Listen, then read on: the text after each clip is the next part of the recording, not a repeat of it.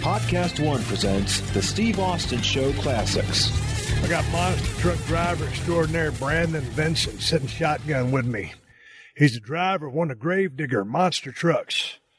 We're out here in Palm Desert, California for the annual or biannual Kawasaki Dealers Convention. They just introduced the Kawasaki Teryx KRX 1000. It was absolutely awesome. And I came out here to check the vehicle out because I'm a brand ambassador for Kawasaki Motorsports. And I see this big-ass monster truck over there. And I'm like, man, what are they doing with that monster truck? I had it all wrapped up and everything. And so, seeing the driver, went over to introduce myself to him. Hell, Brandon, we're sitting here in the damn Yukon in a parking lot. I have podcasted from many damn places, from my camper and all kinds of different things. We've been driving around here about 15 minutes trying to find a place with a little bit of silence and a little bit of sound control. So I'm sure you probably rolled your eyes a few times, but you got some stories to tell just because of all the shenanigans. We can't get away from the noise. That's it, man. I'm going to have a couple stories to tell about being on this podcast here, man, just trying to find a place to park, be quiet, and I don't think anybody's going to believe me. Nobody believes this podcast anyway. Hey, man, I go way back with monster trucks, and when I saw that thing out in the parking lot, I said, man, I got to go talk to this guy, find out what the motor is and all the suspension. Way back in the day, in about 98 and 99, when I had a neck injury, got my neck fused up, C3 and 4, so I was on the shelf. Yeah. So what I was doing, I was, because I was sidelined, I'd make the rounds down there in South Texas. Monster truck stuff is real big down there in South Texas, over in East Texas. And I'd go and I'd drive the truck, not competitively like you do, but I just kind of make an appearance. And I'd sign autographs and stuff like that. But I've always had a love for everything that's four-wheel drive with a big-ass motor, lots of horsepower, stuff like that. So anyway, we had the Austin 316 truck. Yep, I remember. And way back in, do you remember the episode when I crushed the rocks, Lincoln Continental? I remember it. I was a kid then, but I've always been a fan of you. I've always watched wrestling, and I grew up watching that. I grew up watching you, and I remember watching that episode on TV, and I thought that was pretty cool how we met out here in the desert. I had this monster truck out here for Kawasaki on display, and then, they said you were going to be here. So it's been pretty surreal, man. It's been pretty cool, and I can say that, I don't know, it's awesome. And I'm not as big a jerk as people make me out to be. Put me over here a little bit, bro. I'm kidding. Hey, but so anyway, let's go back to that night because they showed up, and Calvin Carrington was the original owner of that truck. And, a few years down the road, he would end up being killed at a monster truck event in a freak accident. Super nice guy. So anyway, we get that pickup truck, and I'm learning how to drive this thing on the spot. And we're on live TV, brother. Yeah. And so all of a sudden, because you drive one, back in, they're a little bit cavemanish. They don't handle like they do today. And this thing was between 1,500 and 1,800 horsepower. And they say, hey, man, you're going to crush the Rock's car on TV tonight. Yeah. I said, all right. Who's going to show me how to drive this thing? So anyway, we crushed that damn car.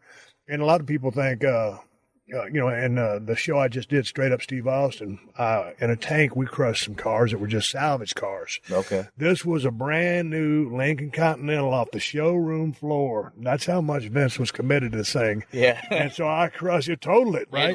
It looked brand new. It was, and that was a total shoot. So when you was watching way back in the day, and you're just a kid that likes wrestling, did you ever think, hey, that's what I want to do, turn into a monster truck driver? No, back then, you can always dream, but that wasn't one of my dreams, at that early an age. I was wanting to be a wrestler. I was watching it. I was doing that stuff. So, we had a trampoline growing up as kids, and I would wrestle every day. It didn't matter what it was. We had the little wrestling buddies. We would just have a ball doing that. So, 20 years later, here I am doing the monster truck thing and watching you do that on TV with the monster trucks and that stuff. It's crazy to think like this brought us out here together to do this. It's been something that I'll never forget. For sure. Hey, I want to ask you about how you got into. Okay, so what were your aspirations? You said you might have wanted to be a wrestler, but that's a long shot, just like mine was. I ended up making it. Hell, being a monster truck driver is a long shot, and you weren't thinking about being that. So what were you thinking about doing with your life? So I had a background of doing heavy equipment. Like I run excavators, I do bulldozers. I still do it to this day. It's a passion of mine to do that. Yeah. When I'm not on the road doing stuff, I help a buddy of mine out. And I was just, before I flew in here the day before, I was clearing an acre of land and spreading sand out. They're getting ready to put some houses in the ground. So that's what I was doing before I came out here. So that's a passion of mine. I still love to do that. Man, it's fun working on equipment like that. And, we used to do a lot of shredding and stuff like that. And I used a little bit of bucket work. I used to drive a forklift for a living before I got in business pro wrestling. Okay. So I never got a chance to operate a lot of stuff that you did. But, man, a lot of that stuff, especially if you're looking to, maintain or grade something, looking at it, just looking at something, looking at drain or looking at what's level and what ain't. Yeah. You got a pretty good eye for that? Yeah, you got to be, you got to have an eye for it. Nowadays, they got GPS and all this stuff. But if you're a real operator, you can put it on grade. To a point, you can rough it in and make it look pretty good by eye. So I've always had a little knack for that, and that goes hand in hand with the monster truck too. It's almost the same thing. You're doing 4 things at one time. You're pulling joysticks, we're turning the steering wheel, hitting rear steer, gas and brake, and it's just something that I've always had the niche for. It comes natural to me with a excavating and with the monster jam. So. When a lot of people, when they think of monster truck, they immediately think of Bigfoot or they immediately think of Gravedigger. Yes. Those are 2 institutions. And so now I think you and I were talking yesterday. I believe the Gravedigger franchise, I guess is what you'd call it. Yes. Aren't you guys running like 54 trucks worldwide? Yeah, worldwide, 54 trucks. The Feld family owns these trucks, and it's called Monster Jam, so it's grown so much. And we actually run 7 Gravedigger trucks at one time on tour. We'll go on tour from January to May, and there's 7 tours every weekend going on. So there'll be a Gravedigger truck at every show headlining. It's just grown so much. We're going overseas. They were just in Australia this weekend, getting ready to go to Japan, Saudi Arabia. It's just way back in the day, they asked me if I wanted to go to Aruba, and they said they're going to ship the trucks over there in Little Bitty Island. Yeah. You've probably been. Well, I decided not to go just because it was too far. But, man, those things are worldwide. And with a franchise like Gravedigger, and if they've got all those trucks and running 7 simultaneously, it's kind of like back when our business was on fire. We had an A, a B, and a C crew. I mean, we were setting, bigger towns, medium towns, and smaller towns. Yeah. With respect to how you guys run, where is headquarters? So the headquarters now is in Palmetto, Florida, right outside of Tampa. Yep. We also have a shop where I'm based out of. It's in North Carolina. That's like the OG Gravedigger shop. Dennis Anderson, that's his property. We have that Gravedigger shop there, and, he created Gravedigger 38 years ago. It's a legacy.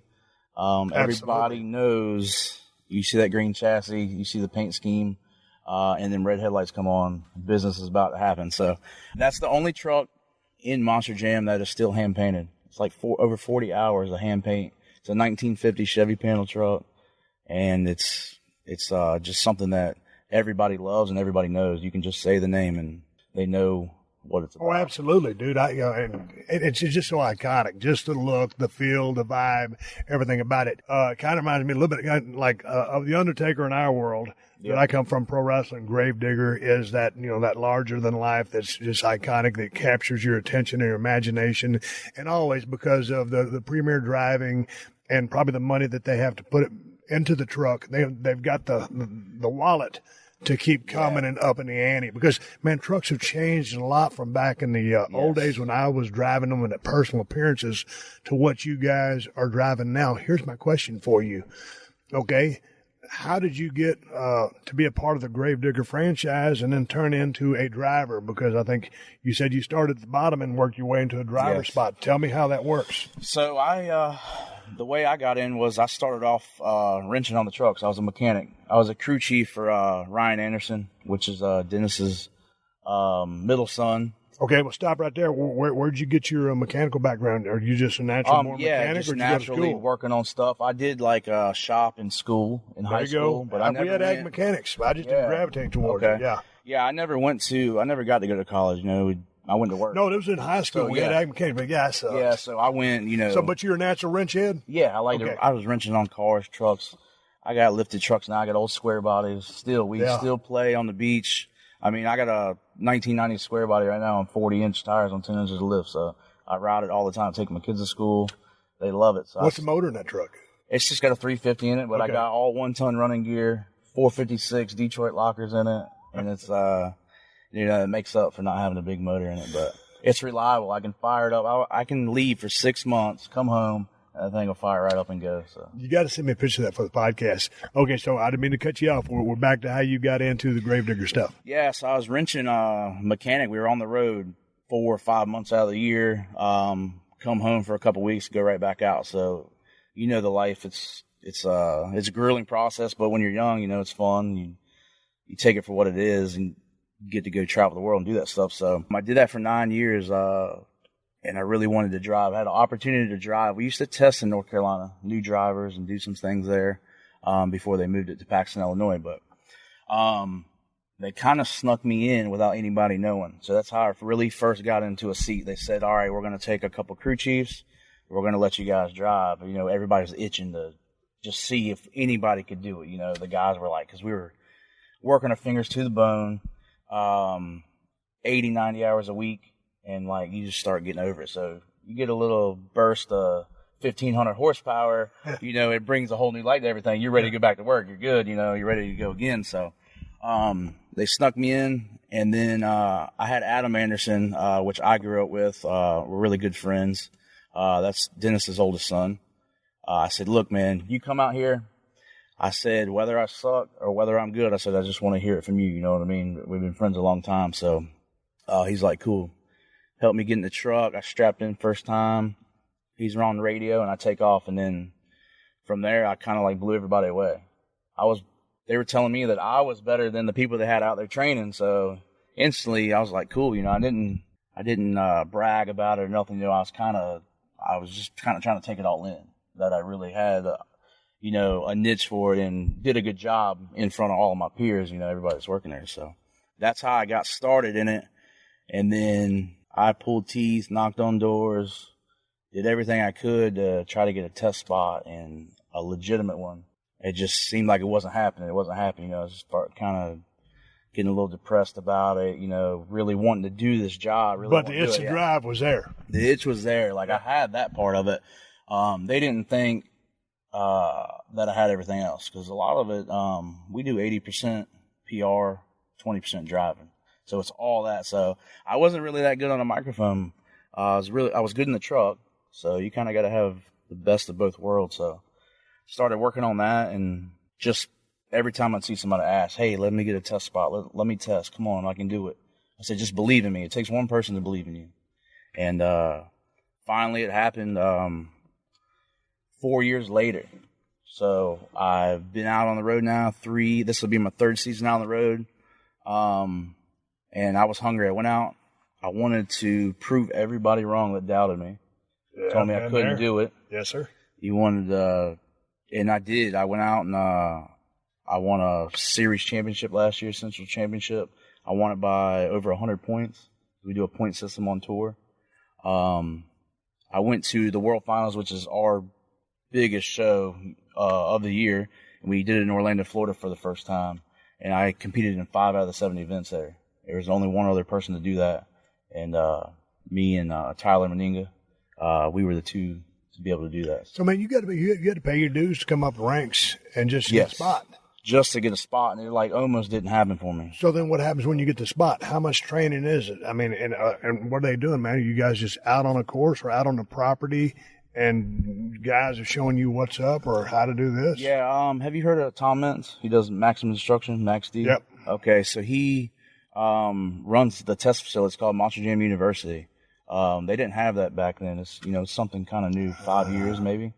So they bring new drivers in. They got a stadium course out in the cornfield, it's in Illinois, and then they got an arena track for what we do. So you go out there and you test. You kind of brush up on stuff, but you're not out there. I went out there 2 times for 3 days apiece, and then the rest of your practice stuff, you're doing it live. You're doing it in the show. So. That's on the job training. On the job training. And in some of these arenas, which or when we build a track inside, 85 foot wide. Yeah. So you take a 12,000-pound Monster Jam truck, 12 foot wide, 66-inch tires, you got to be on your A game or you're going to tear something up. And they have a saying we're not allowed to do building damage. That's a no-no for the buildings that we go in. So, man, when I was used to doing some of those things down there in Beaumont, there's a little bitty outdoor stadium. They had rodeos there, and like the arena was so small. They'd bring in a bunch of dirt, the setup, and of course it wasn't near as elaborate as what you guys have to work with. But I mean, the space was so confined. I mean, you had to be damn good to an expert just to not hit anything, much less perform. Yes. Are y'all, when Monster Jam is the Mac Daddy, yes. So when you guys are out, is it like big arenas only, or are y'all doing anything small? We do everything. So the smallest would be like a inside dasher hockey arena. Okay. So it's 85 wide, and then it gets bigger from there. It just depends on the building that you're in. We do 157 arenas. God and we dang. probably do 20 to 25 stadiums, I think it is. But Yep. we do way more arenas than we do the major stadiums. So, and we come back every year. So you got to go in there with the mentality of, if you get a good driver inside of a small building, you can put on a show no matter what. Right. So that's the thing. That's the key, is really knowing how to drive the truck inside the area you're in to put on the show to make the fans come back. Hey man, you got any trademark things? Because I mean, I used to follow it way back in the day, and now I'm watching. What guys are doing. What's that 360? What would you call it? Yeah. Well, they're doing backflips. They're doing a lot. The biggest thing going on right now in Monster Jam is a 2-wheel skill challenge. Yeah. Everything on 2 wheels. So. Everything, a lot of that stuff on the back, and guys just skip down or just hop down or just drive down, whatever it is, and then all of a sudden they'll get up on the front too. Yeah, the front is the big deal now. The front and bicycle in the truck, Now, did that all come about just because of all the improvements in suspension and stuff like that, or just, hey, man, they figured out maybe they were almost going to endo on something and they ended up riding it out, so say, hey, this could be a thing. Yeah, how did that evolve? They started building these tracks. They call them pods, and it's something new that they designed. There's 4 hits on each side, corner hits, where you jump in instead of jumping out towards the crowd, and then they had jumps in the middle. So this pod came about. Maybe I want to say 5 years ago. And they did, a show. I want to say it was Cleveland, Ohio, Ryan Anderson, son of a digger, went out, jumped and pretty much, cradled the truck and it popped it up on the nose. Yep. Well, he was the first one to do it, but he was also the first one to throw it in reverse and drive it backwards on 2 wheels. And that became, became the moonwalk. Oh. So then it blew up, and it was a big deal. So now you got everybody trying it, burning transmissions up left and right. Because you're shifting. When you're up like that on the nose, you're shifting reverse back to first. And we got 2-speed power glides. So you're skipping right by second and neutral, hitting reverse, dragging it back, hitting first, just to keep it balanced. God dang, that sounds like rough on a tranny. It is. Yeah. So... if you do it right, you can make it last. It's all about having the finesse to do it. So, but yeah, it is for a lot of people. They'll be up in the RPMs 3,000-4,000 and shipping, and it just kills them. So, hey, let me ask you something about like back in the day, man. They'd have the cars out there and they'd crush them or they'd jump them and they'd use them as everything that they would.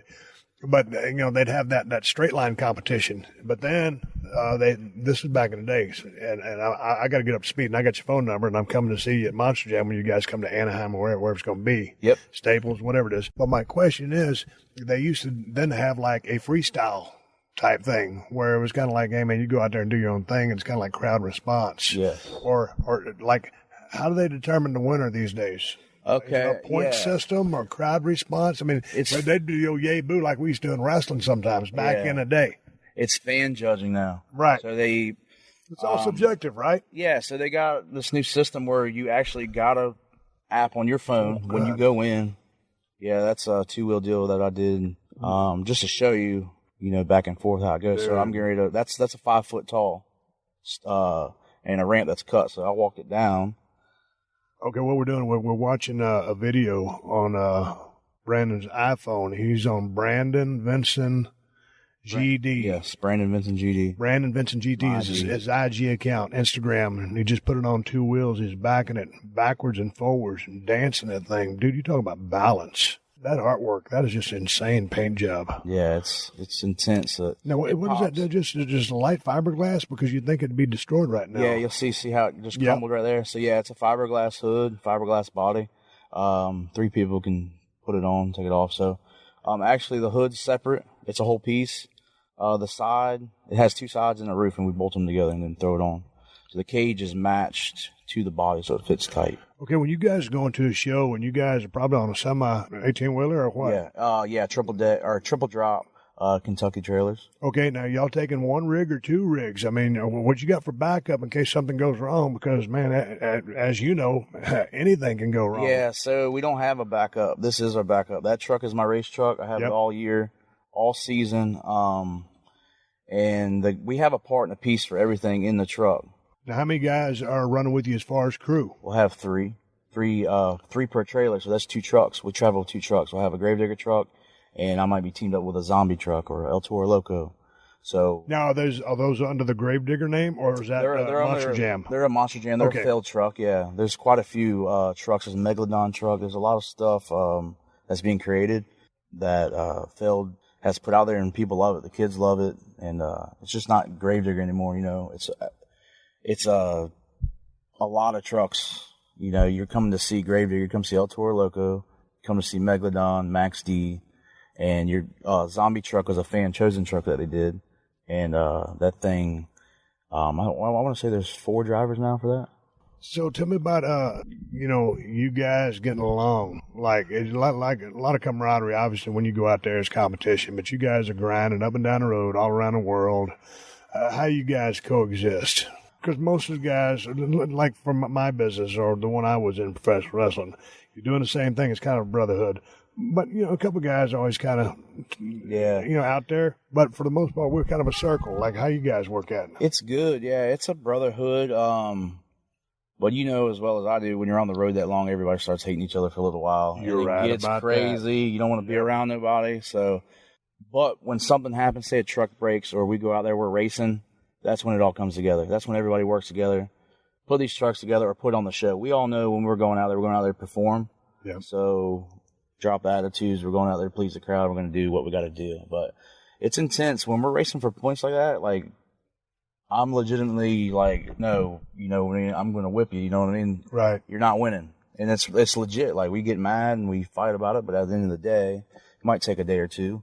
To calm down, but everybody's good at it. Hey, what do you feel after a good run? Because like when we come out of ring, and we always talk about it all the time, and you get an adrenaline rush, and I can only imagine because I've been in a few monster trucks and been able to just really hit the gas, and it's just nothing but, man, I feel.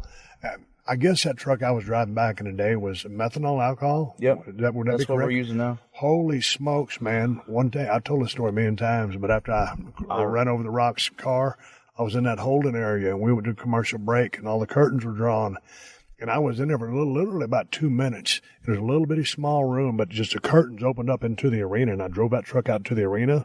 But during the holding area, dude, those fumes were just coming in the truck. My eyes were watering. I could barely breathe. I was like, man, I can't hang on much longer. My eyes are killing me, brother. It'll make you gag and everything. Finally, they gave me the green light, and I went out there. And, we had a big, long red carpet all the way to the ring. And the ring was probably about, 60, 80 yards away. And, man, on the way to ring, we were outlaw back then, brother. I remember watching it. Dude, that thing was locked in 4-wheel drive. I mean, and boy, I gassed it. And that thing went, man. And it just yanked a carpet out, and that camera guy was standing on carpet, and it went down. And, of course, I just pulled up. And now I crushed a bunch of other stuff. But my question to you after rambling, because this is the BS session and we're having fun. Yeah. What do you feel when you get through crushing it out there and you have a good run? You pumped? I mean, that took you a while to come down. What is it? It's pumped, man. It's electrifying. When you can take a 12,000-pound Monster Jam truck and you can hear the fans cheering while you're inside with that motor pumping and going, you know you did your job. So when you get out, I'm shaking, pump, and I'll go run in the stands. You know what I mean? I run in the stands, I take pictures of people, I do all that stuff. And I usually can't go to sleep that night, 1, 2 o'clock in the morning before you really come down off of that adrenaline rush. And that's what it is. It's like, it's a sickness is what it is. Once you get a taste of it, you don't want to let it go. So I haven't driven in a couple months. I've been off. So, I can watch these videos right now and I'm ready. I want to get back in the truck right now because you want to go out there and feel that you need that adrenaline rush. Like, your body needs it. But, hey, tell me about what you guys are wearing in there, because is it full leathers? I know you got a helmet on. The ultimate question I want to ask you is, with that loud ass engine, and just man, y'all run straight headers, Yes. right? And there's open exhaust. It's so running loud. mufflers now. Okay, mufflers. It's still it's still basically like an open header. It just has a magnet flow, makes a little muffler. It is a little bit quieter, but yeah, it's still, but it's loud as heck is what I'm saying. Yes. So in there with all your gear on, you can still hear that crowd? You can still hear the crowd. When you do something crazy, if you get a good save in or a good two-wheel like that, you can hear them without a doubt. And it's just the whole place will go insane. I think I told the story yesterday that I did the Staples Center for the first time last year. First time Monster Jam's been in there, we did 5 shows. And that was probably one of the loudest crowds I've heard ever.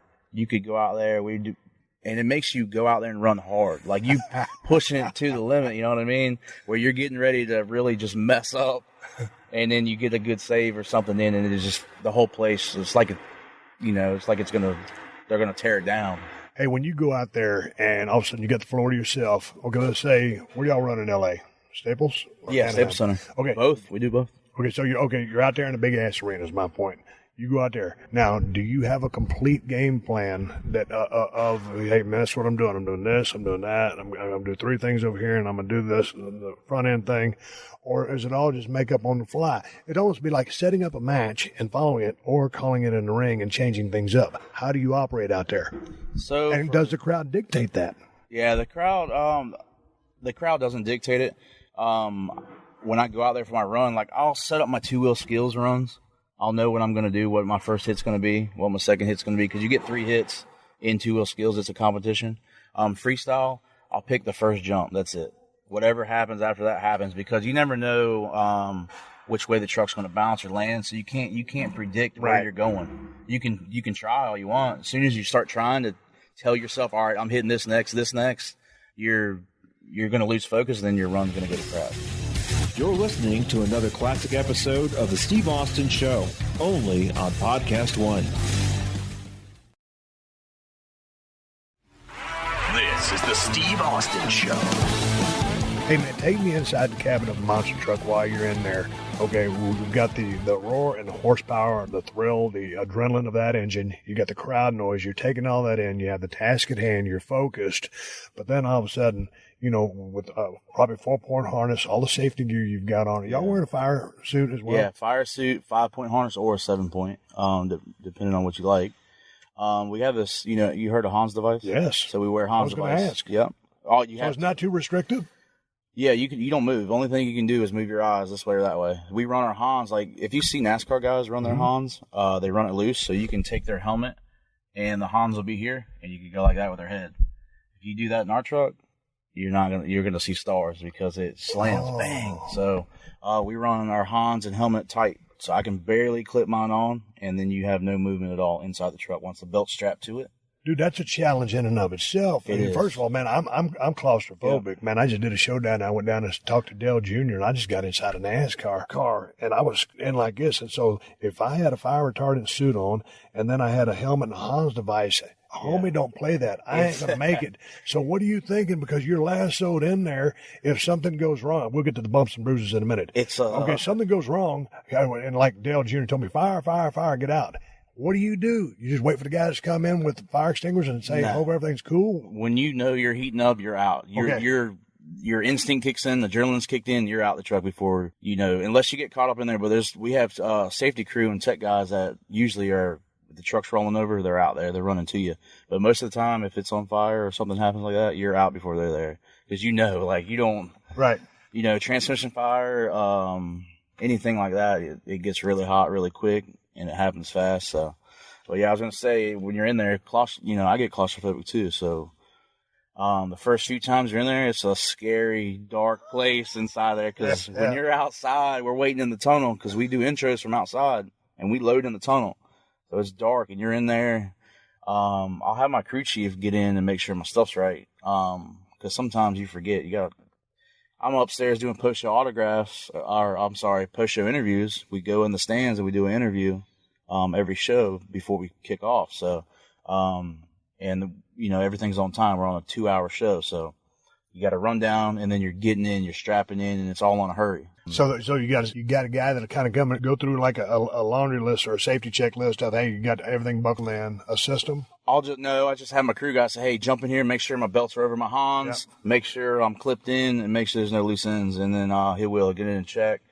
Basically making sure that my shoulder harnesses are over my Hans, because if one's off, when you're jumping that truck, you say it's a left shoulder, the left shoulder's coming out every time. That ain't good. Yeah, and it's miserable. Yeah.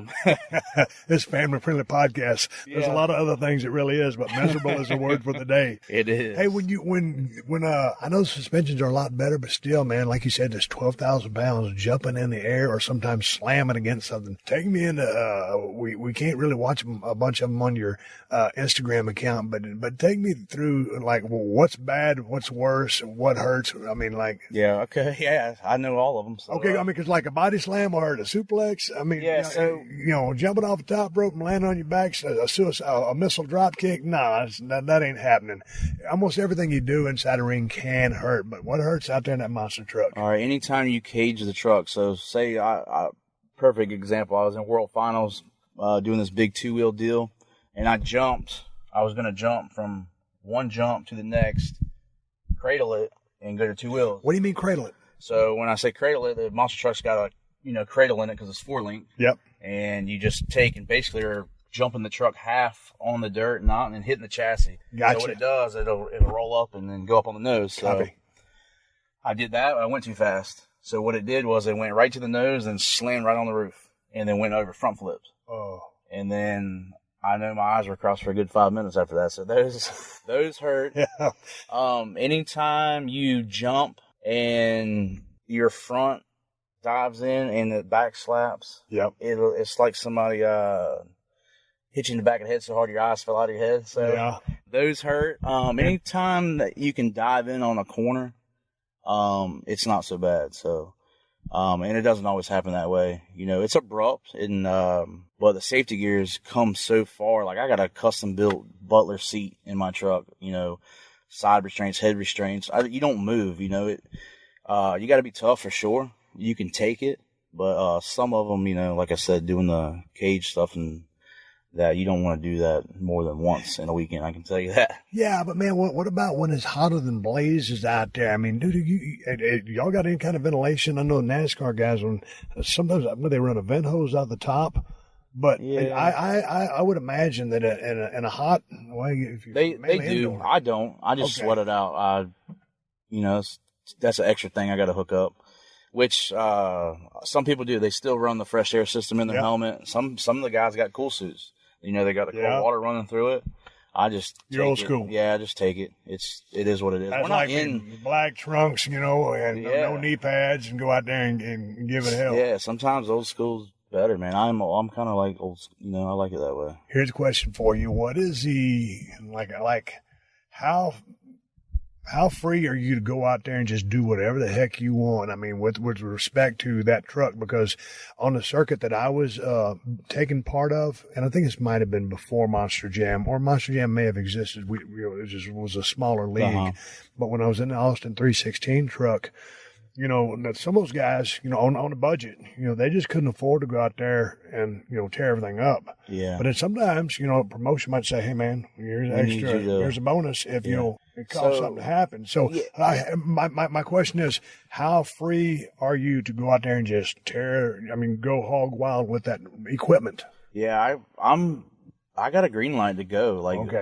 I haven't been told too many times hey, we're going to need you to back it down or this or that. Then that's what separates us from everybody else. Well, I mean, the Gravedigger, the Gravedigger is expected to perform well wherever it goes under any circumstances. It's a standard. It is, yeah. And people want to see it. People know that's what it's about. Gravedigger always puts it on the line. Black and green wrecking machine. That's why we call it that. Gotcha. Everybody knows it, and they want to see it. That's what it's known for. They know that thing's going to get ready to come out here. And it's a chance it's going to crash, roll over, go back on its wheels, break something off, catch on fire. It doesn't matter. They want to see it. And you got to be willing to take the chance to go out there and perform. That's what Some of those ones when a guy will make some of the craziest saves in the world, and like parts and everything are falling off, but then the guy just keeps making a run. And basically, I mean, it's just shredded, but the crowd will come up just because he's torn up so much stuff, but he's maintained. He just kept going. It's like, that's that win at all cost attitude, that go for broke part.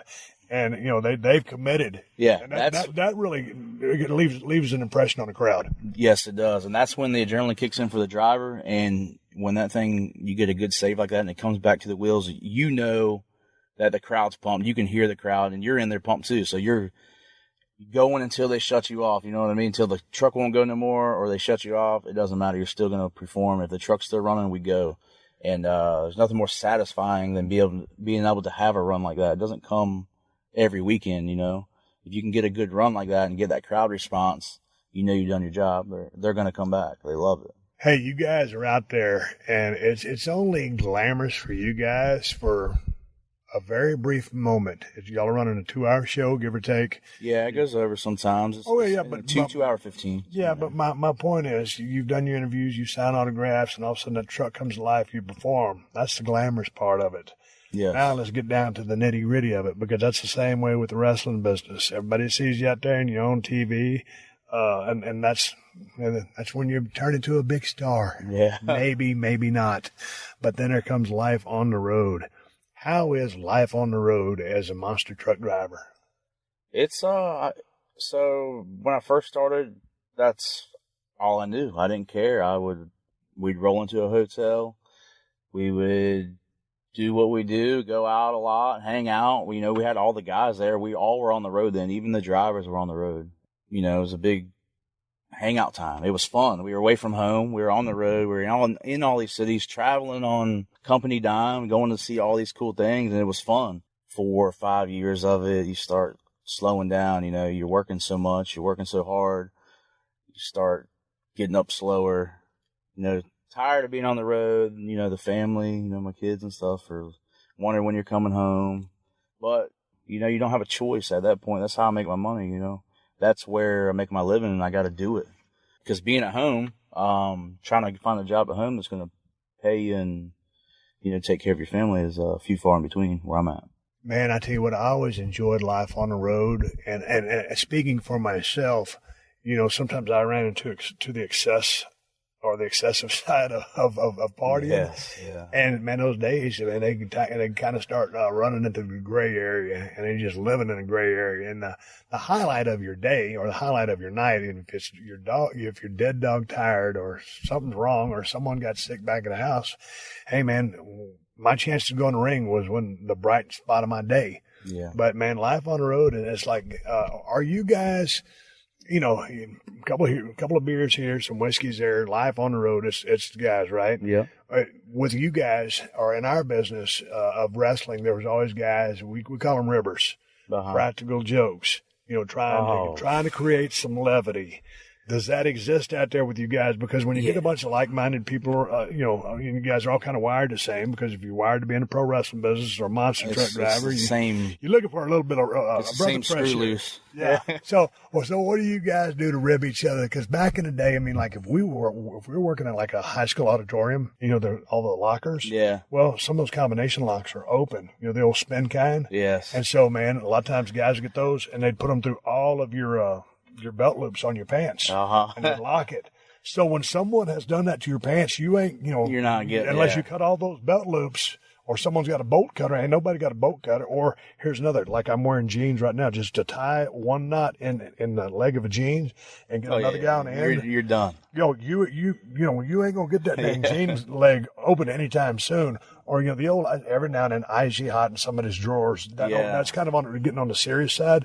But lighthearted stuff, what do you guys do to mess with each other? All kinds of stuff. Nobody likes to be around me because I'm like the pranker. They know they don't want that guy? They don't want to, they don't want to room with me. They don't want to do nothing. So, like all the new kids coming in the business when I was crewing and stuff like that, they're like, hey, look, you watch out for him. You know what I mean? They're already giving them heads up. So, they don't even want to talk to me. They don't want to room with me and just pulling pranks, you know, little stuff. Baby powder here. Or sometimes. What do y'all do with the baby powder? Put it up. I mean, a lot of times, so you can put it in, say somebody's driving your truck, you got a buddy driving the truck, if you put it up in the headpan between the body and the roof. Yeah. They'll take off or hit the brakes and the thing will go poof, and it'll just blow a big cloud of baby powder out, you know. It's all kinds of things, man.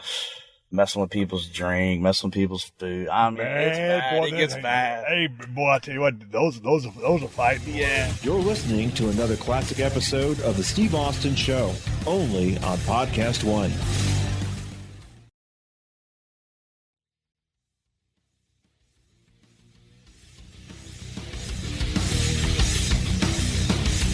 I've seen guys, and here's the way guys were so merciless back in the day.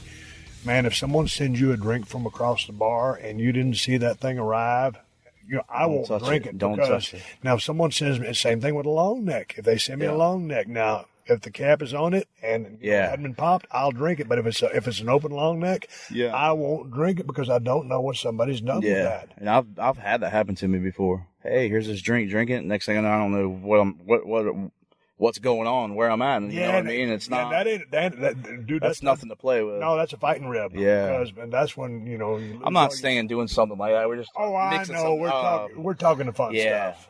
Salt shaker is the best thing. You be out of the restaurant, take the cap off, and they go to pour it down. Man, I heard the salt shaker routine in a moon. About a year and a half ago, I was at one of them chain restaurants, and I reached over and grabbed that salt, and someone had just set it up. Or maybe the waiter, someone had filled it up and they didn't put it back on. But whoever it did, they ripped the hell out of me. I got a dose of salt that I damn sure didn't need on my food. I was like, oh, you kidding me? Hey, man, I like to put in another order. Yeah, I was the king of being able to get in any room in the hotel. Like, I could go downstairs and I could talk them into giving me a key to somebody's room. I don't know how they would just No, but let me ask you a question, because you said you was from North Carolina, and you are, and you said at first you kind of didn't have the gift of gab. Man, almost everybody I know from North Carolina is like a natural-born storyteller, so maybe you was nervous a little bit, but it seemed like if you can talk your way in anybody's room, and you ain't had no problem talking to me, and we hit it off from day one. We met the other day, but I mean, it seemed like North Carolina is full of good BSers, as is Texas. Yeah, for sure. It wasn't that I could always naturally bullshit and do whatever, but when it came down to when they put this microphone in your face and they shoved that camera on you, you were like, gotcha. Freeze real quick. You're not used to it. You're not used to being on that side of things. I was in the mechanic side of it. I was in the back. I was behind the scenes kind of. And they started doing a little bit more with crew guys and stuff, putting them on camera because they kind of want, fill-in time and some downtime, talk about the trucks as a lot of people are interested in it. So absolutely. I got a little bit there. I just never did a lot of it. Yeah, but to your point, man, when you're just coming off being part of the crew and then all of a sudden now you're the voice of the truck. Yeah. And someone sticks that microphone in your face and it's like, man, who am I? What's my persona? Yeah. So or to identify with the Gravedigger brand or that particular, monster truck or find your voice. And that's what it was. Like being a part of the Gravedigger team and doing this, like I found my calling in what I'm doing. So I could talk about everything about that Gravedigger truck and hype the fan up. I always say, like, I have punchlines that I do all the time that I made up because I wanted to be different from everybody else. So I'll tell you got catchphrases? Yeah, like I'm gonna drive this truck in the ground, 1 foot on the gas, 1 in the grave. For each and every one of you fans in the stands, we're gonna go out here and we're gonna tear this truck up. And then I always hashtag can you dig it? Yeah. That was my deal. I make bracelets with my IG name on there and I put can you dig it on. So when I go up in pre-show, with reference to Gravedigger, can you dig it? Right? Yeah, gotcha. All reference to what I'm doing. Used to go, now can you dig that, sucker? Yeah. But can you dig it applies to Gravedigger. Yeah, like digging. Yeah, you're getting ready to go out there and dig. So can you dig it? And then it just worked, and everybody liked it. So I'd make bracelets, the rubber band bracelets. Put can you dig it on it, and then put my IG on it, and I hand them out to all the fans when we go do pre-show. Good idea. You just gave me an idea. Yeah, and it's cool. You can put your Instagram handle on there, Twitter, whatever, and throw them out because you can get. I think I was getting 1,000 of them made for $100 some. I was doing it myself, but it helps out. Well, it does. It helps out. It helps you, bond with the crowd. And anytime you're in show business, you're trying to bond with that crowd. Well, I mean, especially in our business of wrestling, you're trying to make them love you or hate you. But obviously, in a monster truck, I mean, you want to be loved. You want people to pay money to come see you. Sure. You want to get a little bit extra. But it's like forming that bond. So if you can go above and beyond on your own dime just to further your cause, I mean, that's a wise investment. Yeah. You ain't out there selling them. And selling them's one thing. But just, hey, man, here's some appreciation. Here's some love. Yep. Here you go. Yeah. Thanks for the support. Guys. If you want to follow me, here you go. Here's a bracelet. You guys can wear it. And they love it, man. I hand them out almost every weekend. Here's one for you. Switching gears, what's the life expectancy or of a career of a monster truck person, at driving? Because, man, back in the day, those guys were getting beat to shreds, especially because they were just, I drove one. I just had like a 4-point on. Yeah, you know the deal. And I had a helmet, and it was rugged, and I wasn't doing nothing. I was just driving the thing. I seen your truck. I'm a gearhead at heart. As far as your seat and stuff in there, when I look at it, the 316 truck, you didn't have any head restraints. You didn't have nothing. It was a bare seat. Yep. So that takes a lot of toll on you too. Like Dennis did it forever. How's he feeling now? He keeps rolling every day. You have your days, but at the end of the day, you can't lay up and just get old. Well, how long do you want to do it? Let's I want to do it as long as I can, as long as they'll let me, the company wise, and as long as I can still get in the truck and go. I want to do it. I know I can at least go 15 years right now. Good. So this would be my 3rd season. And I'd be happy with that. I'd be happy with 10. How's the sport growing? It's growing every single day. It's something new every day. Monster Jam is on top of the world right now. It's unbelievable what all is in the works. Just take it for example, this Kawasaki deal. Yeah. Like, I heard about this last week. Hey, well, let's talk about the Kawasaki deal because, like, right now I'm in Palm Desert, Palm Springs, whatever, and it's every couple of years there's a big dealers convention because I'm a brand ambassador. I come down here and I check out all the latest, greatest stuff, and I represent the side-by-side division. Well, this year Kawasaki came out with a brand new side-by-side, and yes. Side-by-side everybody has been waiting for if you're a Kawasaki fan because it's their new high-performance side-by-side model, which I have a Kawasaki Teryx, and forever that was compared with the Razor and the X3 and stuff like that, but it didn't really belong there. It was just kind of that middle of the road. It was more of a trail, and I love that thing because it's bulletproof, but it's not into the high-speed stuff.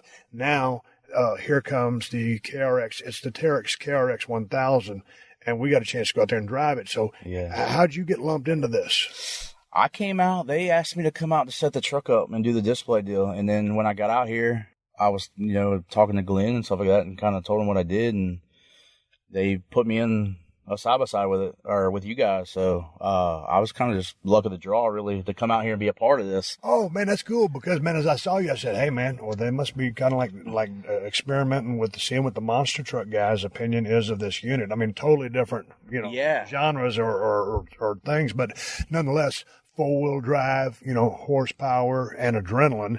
Yeah. So, how did you enjoy your experience out here, and how did you enjoy the new Teryx KRX 1000? Yeah, the experience has been great out here. Not knowing what I was getting into coming out here, and then being able to be a part of Monster Jam and do this Kawasaki body on this Monster Jam truck and have everybody love it. That's with Kawasaki because this is a big deal out here. I mean, it is. There's people everywhere, corporate people. I mean, I want to say the president was here as well. Yeah, it's been great. It's been cool, and the machine is awesome. Like, I was happy that I got to ride it, and I was happy that I got to give some feedback, even though I wasn't really supposed to be out here doing that. No, but it's interesting to hear feedback from a guy like you. I love riding and driving, and I've been doing this for quite some time, and I've been riding four-wheelers and side-by-sides my entire life. I don't speak the language. I don't know the technical lingo. Like when Jeremy McGrath, who's also ambassador, Mr. Supercross, greatest of all time, when he gives his feedback, it means something. And to watch those badass videos that they made of those two guys that were the drivers in that video, which is premier. I mean, those guys could drive their butts off. So I ain't got no feedback, mister. I don't speak no technical language, but hey, I'll just say this. You was behind me, and I was behind the lead dog, Kawasaki. I'll just say I might have veered off course. Yeah. And so. Yeah, when you went off course, I was the only one that was like, I was legitimately happy. It was cool, I never. I knew you were adrenaline rush. I knew what it was going to do to you. I know the feeling, so I was happy. I was pumped for you. Well, god dang, man, I had my riding partner in there, but because he was already part of Kawasaki, he wasn't going to drive because most of the time, everybody, you riding with the partner and then you'd swap and the other person would drive. Well, I was riding the whole time, so I started getting a little bit full of myself and I was showing off. Yeah. And so I veered off course just a little bit, driver error. Yeah. But I said, hey man, I've never been accused of not being able to push the envelope of being dumb. Yeah. That's a good thing, man, to have that. A lot of people are scared. If I'm getting in something like that, we're going to push to the limits. That's why we're out there, right? That's why. Yeah. And we did. I had a blast. I stayed in two-wheel drive most of the time, and we were whipping around. And I got two more truck questions for you. Okay. I want to ask you, because I want to talk about my good friend Deborah Michelli. Okay. Madusa Michelli. Yeah. Alundra Blayze, Hall of Famer. Deuce. And she's a badass, Deuce. And so, but let's talk about, I want you to, real quick, give me the engine setup, horsepower, because you said 1,500, but what's the motor? Yeah, the motor's it's a Merlin block, world heads. It's aluminum pistons, aluminum rods. It's 540 cubic inch, and it's based off of Chevrolet Fine Order. 12-amp mag, MSD mag, 871 little fluid blower on it, about 8-9 pounds of boost, injected. And they rip, man. They're really reliable. Anytime you can take and run a motor upside down like that and keep going, have 27 to 40 hours on it, have it in the truck for a year. So, the motor guys are doing their job and doing a good job at building them for us. So. Hey, man, what's a motor like that cost? It's a complete brand new one's $50,000. And 54 trucks. Every truck has a motor, then every truck has a spare. So that's quite a few dollars. That's just in the motor, just in the power plant. A whole rear end set up is $24,000 just for the front and rear end. That's complete, but everything on them it's all heavy duty and big, and it costs money. So you'll be in one for about $250K. Man, I was down in South Texas one time, and I think it was down in Laredo, McAllen somewhere. And I was going out there, and Calvin was smarting me up on this thing, but he just told me to go a certain speed and didn't really smart me up on the shifting. Uh-huh. And dude, and this was stupid because I'm a gearhead. Well, at least I like to go fast. I'm not a gearhead because I don't understand the mechanics of the things. Yeah. I can't work on nothing. But anyway, I went out there and I from first to second, and then he just, really kind of just stay out of thirds. I stayed out third, but I stayed on the throttle. Wham! Threw a rod, blew up the motor. Yeah. And that was the 316 truck. And they had the rock truck. It was a gold one, but it had a lesser powered engine in it. Uh-huh. And there was another truck. And then, but I had blown up the engine of the truck that everybody came to see. And so I was like, oh my God. You're talking about when I felt bad when I went off the course. Sick. When you blow a motor and it ain't you work for those people. You'd probably feel bad if you did it too. But when you're just showing up to do an appearance and I blow up a guy's monster truck, dude, I felt like a turd. It's, so you had to have been probably running on the chip. And that's what happens if you leave them in first gear and take off and run them like that. Yep. It'll kick a rod right through the oil pan. That's probably what it did, or kicked it through the block or something. Calvin wasn't happy. Yeah, I bet Hey, not. And here's a very sad and tragic thing. Calvin, those guys in Rev were all real cool to me back in my monster truck days, mm-hmm. just making appearances. And then at an event one time, and Calvin was a veteran. He was one of the OGs. Yeah. And man, a big tire blew off, and it just lost his life there in the arena. And it was, or they life flighted him, but it wasn't sad, good. Man. He's no longer with us, and he was such a cool guy to me. So you never know, man. The dangest things can happen, man. Just down there in that arena. I mean, it's extremely dangerous. When you get the horsepower, the poundage, the speed, the velocity, the impact, everything goes with it. I mean, dude, even if something come through the floorboard, for you guys, so anything can happen. Yes. What we do now is safety's key for us. Like, we don't do anything without being safe. Everything is tethered. The tire is tethered. If it breaks, it doesn't fall off. It stays with the truck. If the drive shaft breaks, it stays with the truck. Sway bars, anything that can fly off is tethered and will not move. We don't want any incidents of anything going in the crowd.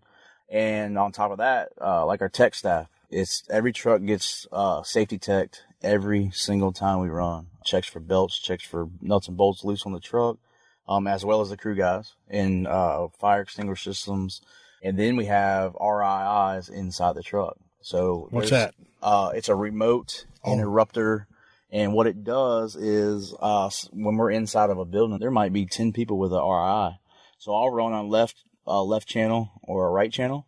If anything gets crazy, or I get knocked out, or the throttle hangs, they can cut me off at any time. They basically kill the truck. Yep, the truck's dead. Yep, right there, wherever they hit a button, it's on. It looks like a handheld walkie-talkie. It's bloop, and then it's done. And that is like a lifesaver right there. To have that on top of all the other safety things. Well, I didn't know that everything was tethered down because, I mean, back in the day, I mean, even from, high-speed, auto racing, that stuff continues to happen. But the monster truck thing, man, you like you said, I mean, a wheel bouncing and it's happened. It can happen. Into the crowd, you talking about devastation, mister. 740 pounds. Coming at you. Yeah. And that is no pun intended, that's a monster-ass tire. Yeah. So the safety thing is so cool just because, for obvious reasons. Yeah. Hey, I want to ask you about my buddy Deuce. Yep. Because, man, she was a professional wrestler, and man, all the guys respected Deuce because she would lay it down, man. I mean, like strong style in the ring. I mean, take care of you, but I mean, Deuce was tough. Putting it down. And she go to Japan. I mean, Japan is stiff. I mean, it's strong style. Because all the boys, I mean, she could work her ass off, but she was tough. We considered her one of the guys. Yeah, for sure. So high respect. And then all of a sudden, I find out that she's driving monster trucks. Yeah. And she could drive her ass off. She's a world champion. Yeah. World championship. So, I mean, did you run across Deuce in any of your experiences? I've raced, or I was in the business while she was in the business. She was in, before I was. She was already driving, but she was around. So, like you said, she's one of the guys. When you go out and, you put a female inside a monster truck, they got to be tough. Because, you have to be tough to get in. So, for her to go out there and run with the boys and, hang tough and do her deal. She's out there freestyling, back flipping, just throwing it down, being one of the guys out on the track, and she did a good job of it. Yeah, she's wired, but, wired like, to do that kind of stuff. And, sure. When she came out of business of pro wrestling, she'd been in it for quite some time, so your body takes a pounding in that line of work, and then you get into another line of work that, at first glance you think, well, it's a monster truck, and, okay, that's... Well, when you start, like we said, dissecting it and breaking it down, it can beat the hell out of you. Yeah. So she's a tough ass woman, but universal respect from the monster crowd people, right? Oh yeah, for sure. Universal respect from the monster truck people, right? Yep. Much respect to her. She was doing this when, they were running in beard seats and no restraints, no head restraints and stuff like that. So she was doing it right there alongside of Dennis and Tom and everybody, all the old school people. So she's a legend as well, you know what I mean? To be able to go from doing that, being a world champion, beating all the boys, and then, coming to where it evolved, started getting better, and she was still in the sport. So much respect to her, man. It's awesome that a female came in, and I guess a male-dominated sport, probably the same as wrestling at that time, and throws it down. So that's cool. So you have to respect somebody like that. Man, we're going to wrap this podcast up. We're sitting in my Yukon Denali XL. We're in a parking garage. It's 100 degrees outside, and we've got the windows rolled up. The car's not running. We're sweating our asses off. And I'm like, I'm having a heat stroke here. I'm sitting in the pool of water. But before we go, thank you for giving me an hour of your day. I know I'm going to see you in a couple more days before you leave, but being on a podcast, I've always been such a fan of the monster truck stuff. And now to see, Monster Jam continues to get bigger and better, and all the bookings and all the success, and for you to be a part of the Gravedigger franchise is truly, obviously, for you an honor. And you're representing well. Is there anything that you'd like to plug or promote as far as your Instagram or where people can find the Gravedigger or Monster Jam? For sure, yeah. You guys want to follow me, Brandon Vinson, driver of Gravedigger. It's Brandon Vinson GD on Instagram. You can follow me on Facebook. But come out, man. Monster Jam is on top of the world right now. If you guys see Monster Jam shows, go to them. If you've never been, you got to go. It's a family show. You'll love it. You'll be ecstatic when you leave there, man. I can promise you, you'll have smiles on your face and you'll come back. So check it out. It's cool. For everybody that's been, we're coming 2020. We're coming to a city near you. Check us out. It's going to be an unbelievable year. A lot of new stuff coming along. And we got a big tour mix up, a lot of new people on tours. It's going to be epic. So everybody come check it out. And part of the things, it's been a long time since I've been to a supercross or motocross race, but when you leave there, it's like leaving a monster truck event.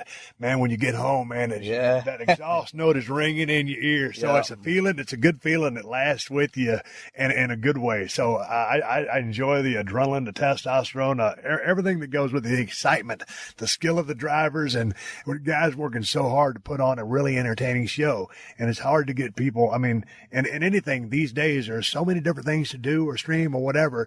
Going to a live event is the way to see it. So, man, yes. Best of luck to you. Thank you. Been following the Gravedigger for a long time. It's been great to meet you here at Kawasaki out here driving the KRX 1000. And, hell, man, safe travels. When you come back to LA, I told you got my phone number. Yep. You'll let me know, and I will be there. Okay. I appreciate it, man. Thanks for having me on your show. And it's been a sweat box, but we're having a good time. Thank you for joining us for another classic episode of The Steve Austin Show. Please leave a rating and review on Apple Podcasts and tell your friends. For more Steve Austin Show, go to PodcastOne.com. That's PodcastOne.com.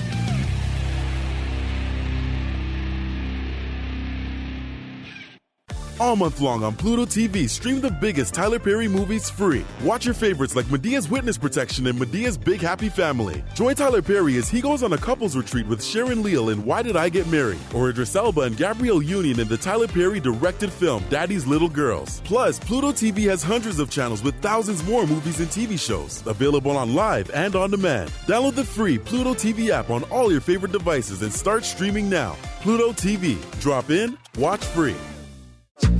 Yo, what's up, guys? This is NBA champion Bobby Portis of the Milwaukee Bucks. Bobby Portis in the Bucks. Inside, Portis for the slam. Here with my brand new podcast, Keep It a Buck. Each week, me, AB, and Barrette. It's your boy Blessed Up AB, man. They call me Baby Tay, they call me Red Tay, they call me Barrette. We'll be talking to special guests from fellow athletes, celebrities, and friends from all walks of life. And we'll keep it a buck. So you saying you better than J. Cole? J. Cole. Cook J. Cole. J. Cole nice, though. My floater is Hall of Fame. Knocking your game. They got to watch it guys like Chris Middleton and Giannis, like watching these guys like 300 makes a day. Not, and I'm not talking about just shots. Makes. It just ain't gonna come just because you dreaming about it. You gotta actually make it into a reality. You gotta speak it into existence. You gotta make your daily deposits every day. Lunch meat. Download new episodes of Keep It a Buck every Thursday, wherever you get your favorite podcast. Keep it a buck. Peace.